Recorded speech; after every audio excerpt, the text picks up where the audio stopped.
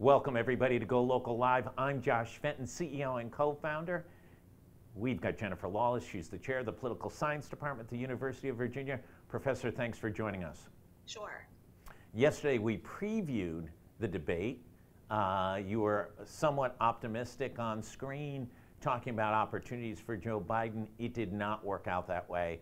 It was, I think, by all estimations, a train wreck. What happened last night, and then we'll talk to what happens next.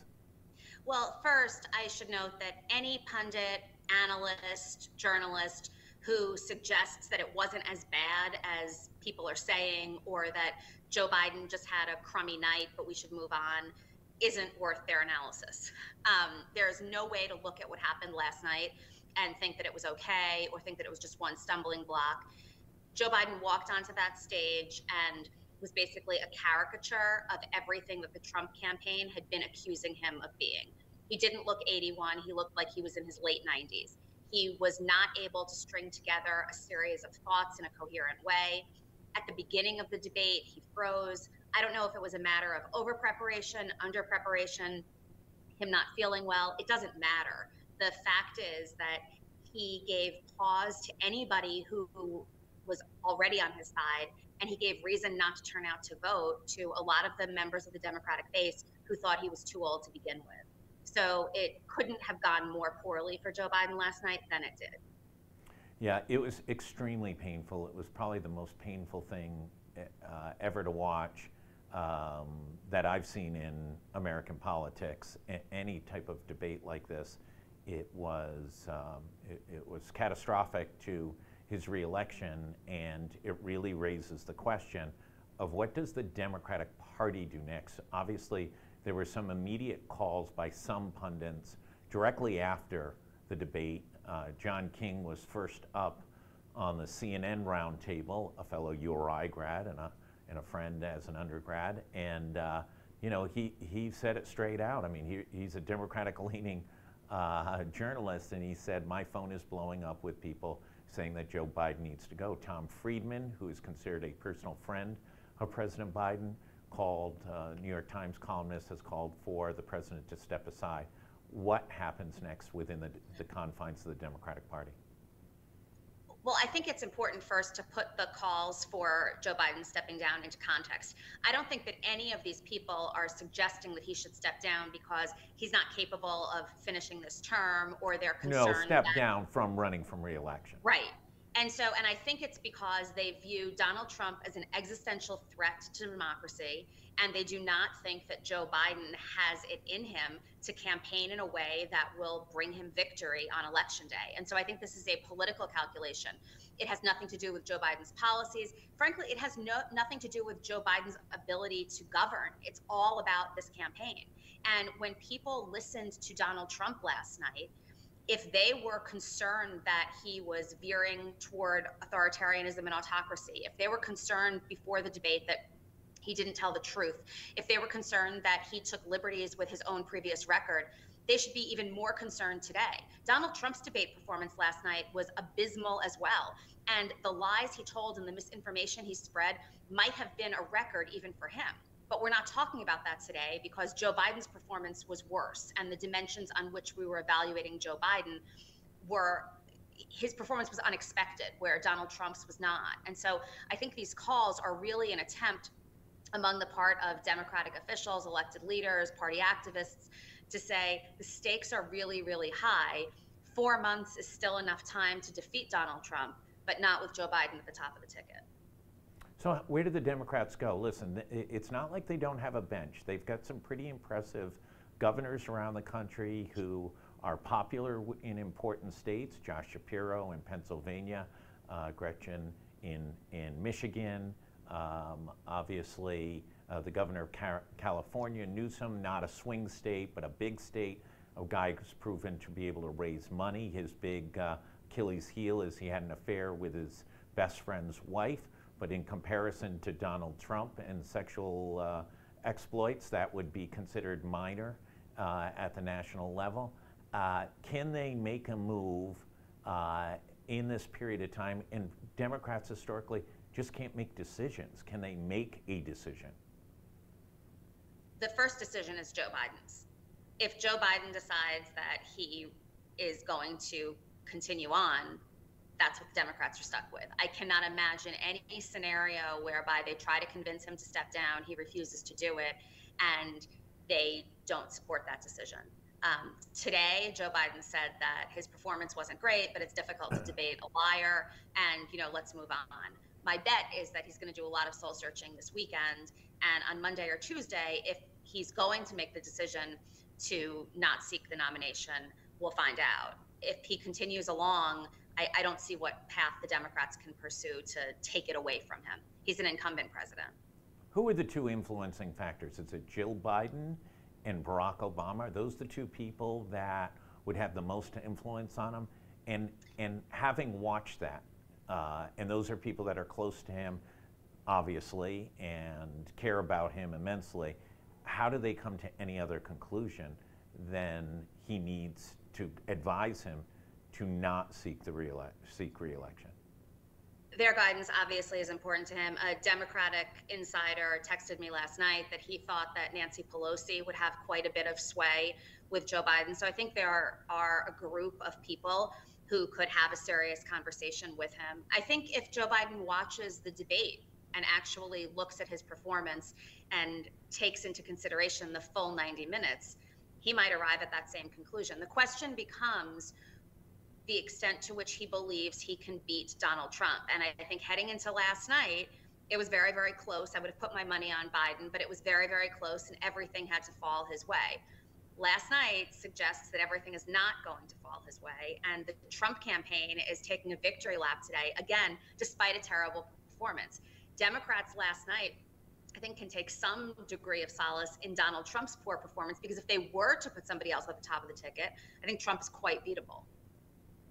Okay, so as we begin to come through the weekend into next week, there was the situation in '68 where Lyndon Baines Johnson announced that he was not seeking re-election. It was in the middle of the primary season. He had taken some early batterings in some key early primaries, and came to the conclusion that it was not in the best interest of the country or his party for him to continue on. The party went through some iterations. Obviously, Bobby Kennedy was assassinated. Hubert Humphrey becomes the vice presidential candidate and loses narrowly to Richard Nixon in that cycle. What happens from a dynamic standpoint of Joe Biden making a decision? Let's hypothetical. He decides not to seek re-election. He surrenders his delegates. What happens? Who makes the decision? Is this an open battle at the Democratic convention, or is there some other process in which the Democratic Party will move forward? That's the open question, because until this morning or last night at 11 o'clock, I don't think anybody thought about it. The other thing that's important to keep in mind here, too, is Kamala Harris, as vice president, is the obvious heir apparent.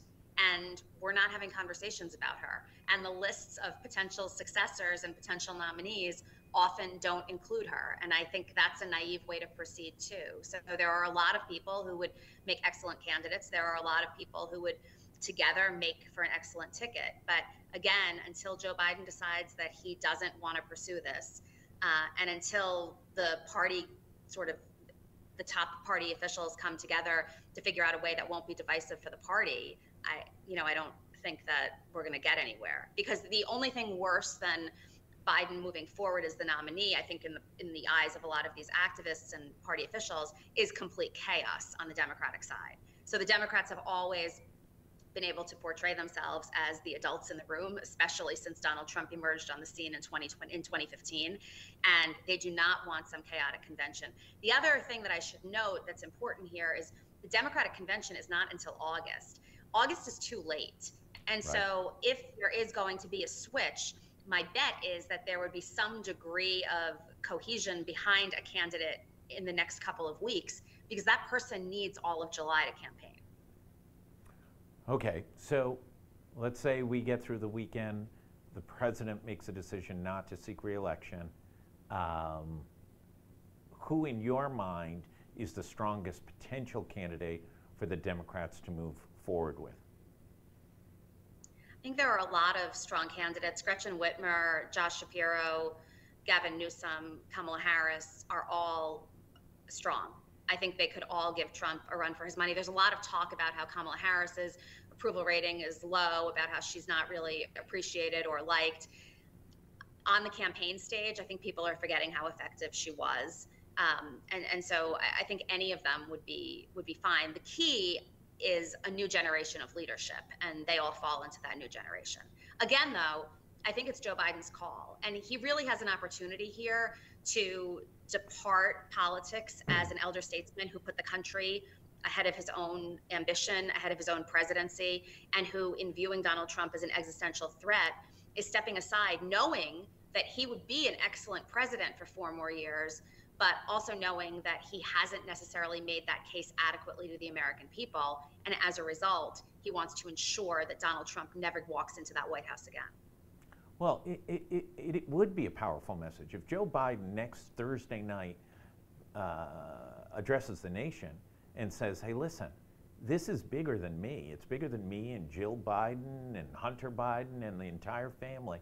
This is about the future of America. And I thought I could do it. Listen, that performance was unacceptable. I'm not going to drag it out. The polls show me clearly behind and with real no opportunity to move forward. And I'm supporting X to bring America together and move the country. That would really transform the race and really put a sense of, maybe for the first time in a long time, a sense of America before politics.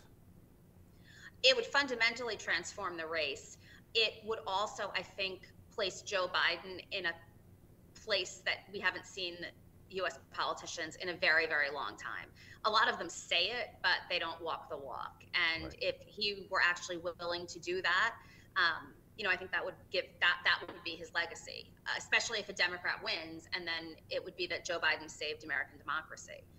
The challenge, of course, is that there is a very deep Democratic bench, and figuring out how to navigate this is just as complicated as potentially convincing Joe Biden that one term might have been enough. The whole thing is also incredibly sad because he's very likable. I don't think anybody took pleasure in what they saw last night. Even Donald Trump was somewhat restrained in the manner in which he criticized him, because it was not like there were 2 equal partners sparring in a debate. No, it reminds you of sort of Muhammad Ali's last fight, in which people didn't want to punch him anymore. They could see that he was really no longer able to defend himself.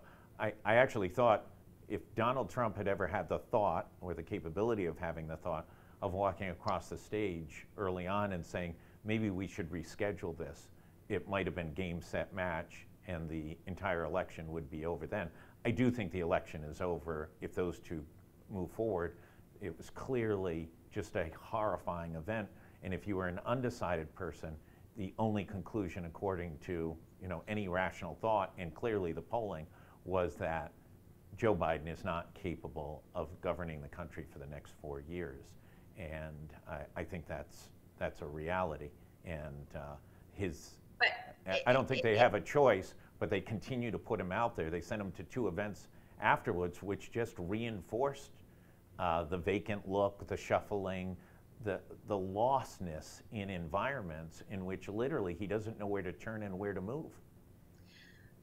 2 things. The first is that regardless of whether last night was an anomaly, anybody that had doubts about Joe Biden had those doubts reinforced last night. And although Democratic voters are certainly not going to decide, oh, well, that means I'm going to cast a ballot for Donald Trump, Joe Biden can't lose any votes because the election was close.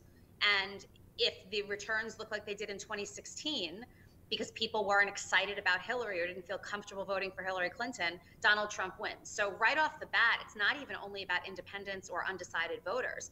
If the base was turned off last night, staying home is just as big a problem. The second thing is, it's hard to imagine a scenario whereby Joe Biden is able to gin up the level of enthusiasm that would help Senate and congressional candidates win their districts. And so it's possible that if this lack of enthusiasm translates onto election day and Biden is the nominee, it will trickle down. And that makes it more likely that Republicans will win the Senate and the House. And if they have unified control, that's a very, very scary prospect. So it's not only the White House that's in contention here, it's all three. And it's hard to imagine a good congressional outcome with a bad presidential outcome. Right. I mean, listen, that was some of the comments right afterwards.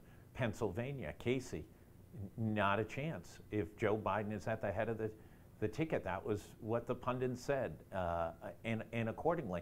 And they were not just picking this out of a hat. It was that they were texting nonstop with other key advisors and candidates and members of Congress who said, this is devastating. Listen, it's the most memorable and most devastating event ever in a presidential debate. And anyone who saw it wishes that they didn't. It was extremely painful, not just from a partisan standpoint, but from a human standpoint to see that take place. And if you go and look at his debate performance from 4 years earlier, it's cataclysmic. I mean, it's what that office does to people. If you look at his State of the Union address from 4 months earlier, the difference is striking. One thing I do really want to emphasize, though, is that because of that performance, Donald Trump seems to be getting a pass on some completely crazy things he said, both regarding domestic policy and foreign policy. And I think the Democrats need to really hit back on all of those points in a way that Joe Biden did not last night, in a way that the moderators did not last night, because regardless of whether Joe Biden is at the top of the ticket or whether it's somebody else, another month or another 2 weeks of Trump being able to spew what he spewed last night is going to be devastating for the Democratic Party. Yeah, but in fairness, that's the job of the Democratic nominee. And the Democratic nominee, it does not have that capability right now.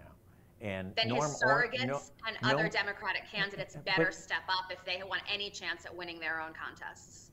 Norm Ornstein was all over the moderators last night, chirping that they weren't fact-checking him and correcting Trump nonstop. Listen, Donald Trump's performance created so many opportunities for Joe Biden to hit the ball right back at him. I mean, Donald Trump was throwing softballs. Joe Biden just couldn't hit a pitch. And so there was no opportunity for the Democrats to defend themselves against, and I agree, lots and lots. I think CNN counted 30 lies said by Donald Trump, 9 by Biden, but 30 by Trump. Each one of those false statements by the former president was an opportunity for the Democratic nominee to take advantage of it and win the debate. But obviously, that could not take place based on the performance of the sitting president, Joe Biden. I come back to you and say, how much time do the Democrats have to make a decision about this race? Because I think they have a decision of stick with Biden and lose the race, or pivot. There's no other decision. I think they have about a week, because if Biden is not going to seek the nomination, the Democrats need a nominee very, very soon. And if they take longer than that and Biden's continuing to campaign, then they're basically acknowledging that this was not a big deal. They're going to chalk it up to one debate loss and move on. So that's the strategic decision that they're going to have to make, and it's going to be led by Joe Biden. We'll see what happens. As far as the moderators are concerned, I also think CNN made it clear early on that they felt that landing this debate was a major coup, and they were going to do everything they could to seem like they were completely impartial, that they were not at all biased, that they were not advocating for Joe Biden. And under different circumstances, I think there would have been more follow-up questions. There would have been follow-up questions that didn't necessarily explicitly fact-check either of them, but that did sort of call into question some of the statements they were making. I think CNN opted not to do that because their ratings are terrible right now, and they want to be the go-to objective cable news source heading into November. That's their economic imperative. I don't know if that's the best thing for democracy. Yeah, I'll push back a little bit. I think they had no opportunity to push back on Trump, because they would have looked like they were literally debating him, because Biden was functionally in the fetal position on the stage. I mean, it just would have been a debate between moderators and Trump. because Joe Biden de facto wasn't participating. Last question, if you were going to rate the potential Democratic replacements to be the Democratic nominee for president, give us your 1, 2, 3 as the top 3 best candidates for Democrats to compete against Donald Trump. This is like the 3rd time you're asking me. This is like when Tim Russert would push people over and over and over again, and finally you'd get them to cave. All right, I'll cave. So I think Gretchen Whitmer is my number 1. Josh Shapiro and Gavin Newsom are probably 2 and 3. Okay, see, we got it out of you. And no thumb screws involved or waterboarding. So I think we did that efficiently and effectively and without any war crimes. So kudos to GoLocal. Listen, thank you for both participating in the pre-debate preview as well as the assessment today. Greatly appreciate having you on board and allowing you to sort of allow people to see your expertise and a remarkable and historic and very, very sad episode in American politics last night. For everybody else, stay tuned. If you haven't heard, Governor McKee's mother died at the age of 96. She starred in a political ad for the governor, which I think many people believe was the key to him winning the Democratic primary and thus the governorship just 2 years ago. So sympathies to the governor and his family, a remarkable woman. And if you haven't seen that commercial in a while, it was a great political TV ad. We have much more on GoLocal. We've got some news breaking this afternoon as well. Stay tuned for that. Great weather continues. Appreciate you spending the time with us. Take care.